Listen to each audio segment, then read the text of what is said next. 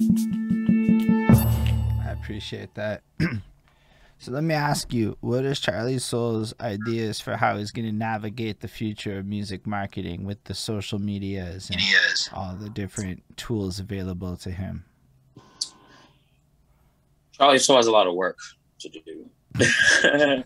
Charlisoul has a lot of work to do. You can never. My answer to that is you can never stop. Which means if you have something, if you have some type of content on Instagram and it's not on Facebook, you're not reaching that audience in Facebook. If you have something on TikTok and it's not on Instagram, you're not reaching the people on Instagram. You have to be everywhere. You have to know how to market and network and just keep going. This is a matter of being hungry. Do you do you like put the same shit on each platform? By all means. Because I put mad different shit on different platforms. I do that because of the fact that if you can go to Google right now and type my name in Charlisoul, and you would see all the music that I've put out, and it's everywhere. It's on Amazon Prime, it's on Pandora, it's on YouTube, it's on iTunes, it's everywhere. It's on Rap Fame, it's everywhere. You want to be able to, and this is just from watching videos and reading books and learning and listening to my elders and my mentors, you want to feed and just flood it. Just give the listeners as much stuff, as much content as possible. Am I selling merch? Yeah. Am I putting music out? Yeah. Am I online on YouTube, on TikTok, on Instagram, on Facebook, on this? You have to be. Why?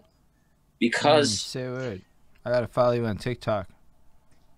TikTok _Charlisoul. You can follow me on TikTok. Definitely, I'm there. Instagram _Charlisoul. YouTube Charlisoul. Facebook Charlisoul. Everything Charlisoul, pretty much. Follow me there. I will follow you back because I like spreading love. I like spreading positivity. If you take the time out your day to follow me, why not? I'll follow you back. Yo, what kind of content do you put on the talk, though? Everything, man. I like cat videos. I put a lot of cat videos, a lot of motivational speeches. Yo, you just got my girlfriend to actually care about your TikTok by starting with cat videos. Am I even gonna? Yeah, I've had like a lot of cats in my time, and I would make just videos, just inspirational videos about like you being able to do something in your life, and you're gonna hear a lot of people telling you no. And you know, my TikTok is just basically that. It's music and it's just motivational encouragement. You know, to get up. If you fall down, get up. Right? I might jack your motivation idea, and yeah, it's a good way because I mean, listen, I've had videos that I put up for a day, and I had 5 people like it. I've had no people like it. I've had nobody like it, and it's okay because I put it out there for the universe. If the universe absorbs it, that's fine. I put positive energy into the universe, and you get it back. You get it back. As long as you keep putting the work in. I can like co-sign that in my own life with TikTok. I decided I'm gonna make the worst rap of my career on TikTok. I mean, like, just bad rap. I mean, not like bad in the sense that I'm like technically improficient, but like bad in the sense that I'll like wake up in the morning and be like, yo, good morning TikTok. I don't know if the coffee's kicked in. This is not hot. There's a squirrel outside and it's fucking with a bear. I don't care. Fuck y'all if you don't. You know, it's just really like the worst rap of my life, in my opinion. And it's like deliberate. And I'm trying to be like kind of not perfectly on beat and stuff. Like I want it to be like garbage, so that if you go from that into my entire ecosystem, you're like, what the fuck? And I want to create that feeling off of the TikTok universe because it's so goofy. But what happened was, a beat maker that is connected to my homeboy who I had started doing TikTok raps with. So it'd be like, yo, Seeb Dread, good morning, this, that. And he started talking about me and we were doing it like that. So it's like, yo, I could be like, yo, Charlisoul, what's good? Have a great day. And then if we started creating that, whatever. So this got attention of a beat maker who started taking my TikToks, downloading them and reposting them with beats under them. And I'm like, say a fucking word. That's dope. Then he put up this like shit where it's me featuring the next guy, and he just took random freestyles. I'm like, what? TikTok is getting awesome. That's wild. But it like really, I have like no hearts, right? Nobody watches my shit. I get 150 views. Nobody cares except for like 3 people. And it's like, but you know what? One of those 3 people turns out to make beats. And then I was in a situation where I couldn't use 4 beats because whatever. And then I'm like, he's like, he had just said, send me acapellas. I'm like, say a word. So then I sent him 4 acapellas for tracks where I just deleted the beat, sent him the whole thing. And then I got a new project coming off of this bullshit TikTok effort, led me to a 4-track project I'm going to be able to put on the Spotify. You know, like this, that not crazy? Exactly, because and that's marketing, that's networking, and that's what I was saying earlier. You're going to get a lot of people that may not even hear the great content that you put out, but you're going to get some people that's like, that's pretty dope. And then you take that ball and run with it. And then you run with it, and you keep running, and you keep running, and then eventually someone's gonna see you running, and you're like, all right, I like what he's got, I like where he's going, I like where he's going with that.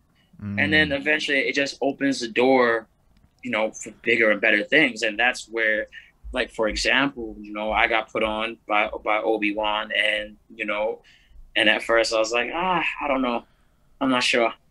And then I got back into it, and then it just felt like, all right, you were here at one point in your life. You were here at one stage of your life. Why did you leave that stage of your life? Come back to it, and let's get to work. And ever since then, I was like, all right, we working, we here, you know. But yeah, it depends. It depends on how much you want it, and then it depends on how far you're willing to go with that. Because again, you're gonna hear a lot of people that tell you, "Nah, that's a stupid idea. That's a dumb idea."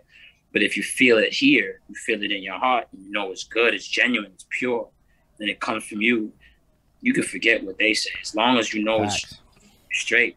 But it's also on like a law of attraction tip, right? Like I think like I stopped asking artists what they think of my shit. I'm like, you know what artists don't do often, with the exception of the Bring the Bars group, which spends an exorbitant amount of money on itself. It's like crazy to me. Like I'm blown away by how much people actually buy each other's music in this group. But the rest of my life is not that. It's like, you know, artists are often like the worst economic people to pitch my music to, and they're pitching their music to me.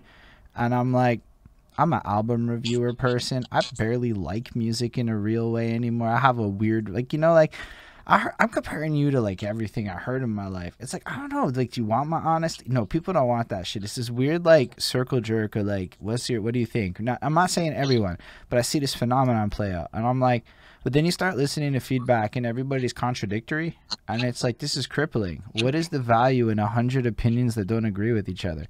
So I'm like, I don't know if I trust this. I think the results will speak for itself, right? Over time, you can make moves, and then what happened in your life. Sometimes nobody likes my music, but because I made the music, other things happen. Right. Yeah. And if you count spins as a measure of success, let's say, it's like, nah. But then all of a sudden, it's like, I got a lot of crazy, cool, weird shit happen to me this year, even though nobody really like is consuming my content how I want, which is like, okay, so like, I'm not getting what I want out of it, but like, not fully. I mean, everybody wants everybody to love everything they fucking do. It's just the truth of the shit, you know?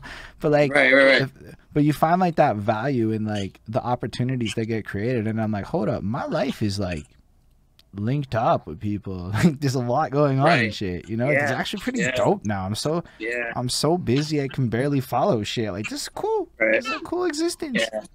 That's when you know that the ball's rolling. And a lot of people, they get afraid, they get scared when the ball starts rolling because they don't know the trajectory, they don't know where it's going. And it's okay to not know where the hell the ball's going.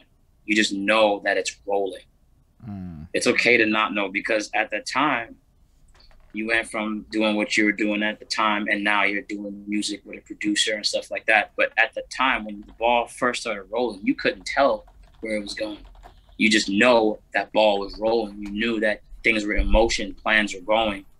And, you know, like, for example, I didn't know I was, you know, at one point when you told me, hey, you know, you asked me, hey, you want to do this? I couldn't predict that I was going to do this, have this interview with you guys. I didn't know that at all. But the fact that I kept writing music, I kept putting music out, led me to this day. It led me to the show. It led me to, you know, meet different people, network, follow different people. You know, it led me to that. So yeah, once you get the ball rolling, it's good. But a lot of people hit the panic button because they get afraid of where that ball is going. I'm the type of person that's like, send it, man. We're going. You know, what's the worst that can happen? You get told no. You go back to work the next day. You know, I'm not a famous guy. I still have a 9-to-5 job. You know, I still do what I got to do to put bread on the table and, you know, make sure I got a roof over my head. But I feel you. I think music. I think virtually everyone I know in music still has a job. I think I read a statistic that said only 10% of Canadians live off of music. Like in the music scene, only 10% of Canadian musicians live off of music. Music, right? Stat, right? Like, everyone else has a 9-to-5, and like, don't get me wrong, not everyone's cut out for. Don't get me wrong. A lot of art, a lot of, you know, talent that I've heard should go back to pen and paper and try it again and work on their craft. You know, and I'm not saying that I'm greater than them, but I know the content that I could put out could grab more attention. I would argue that in a lot of areas, it's not even a talent issue. I realized along the way, talent is one thing, right? And it's kind of like, the problem with talent is that everyone can achieve talented. And where a lot of people I feel struggle is like branding. Like take the Angry Man Collective. You were able to describe this with a series of sentences that was able to convey almost a mission statement that described what kind of person would be interested in this group of people, right? That's branding. That's marketing. You've taken the time to almost, like if we think about wrestling, you've taken the time to create your character and what he represents. Right. And if you're trying to get like a wrestling promotion to hire you, it can't just be like, I wrestle well. You have to come in with a gimmick, with a whole thing that will make it capable of writing into the storylines of the greater picture and shit, right? And that's where it's like, when I listen to the Charlisoul brand, when I look at the way you present yourself, everything about how I see you maneuvering, I feel like you've taken enough time. And even throughout this interview, you have managed to convey a sense of a mission of what your intentions are, your goal, who you're looking to attract. 9 times out of 10, people who are struggling, I find, put like almost no effort into like the marketing, because people along the way confuse marketing and promotion as like unanimous things, and like promotion is just a part of marketing. Right. It's like one chapter of a bigger of marketing, right? And it's like, I mean, to create a brand, you need a mission. It's like rule number 1 of branding. So it's like, what's the mission? You need a primary goal, primary objective, And if you can't like describe that, because once you have the mission, everything else is plug and play, right? Like even with your music, it's like if you know what your song's about, the rest of it's just putting the words in the right order, or finding the right melody or rhythmic composition to accomplish the mission. I mean, I treat a lot of my songwriting a little bit essay-like, because it was always like similar to the way they taught me to write essays. Like you have a thesis, and then you back up your thesis with arguments. I mean, like, so to me, like the chorus is like the thesis statement that you're trying to summarize the point. And then your verses are like the arguments, and maybe like the bridge is like the subtext expanded point. You know, like, and so I treat it like that. So from a content perspective, it's built around an argument, and an argument's just a story, you know, like, so it's like it kind of boils into it.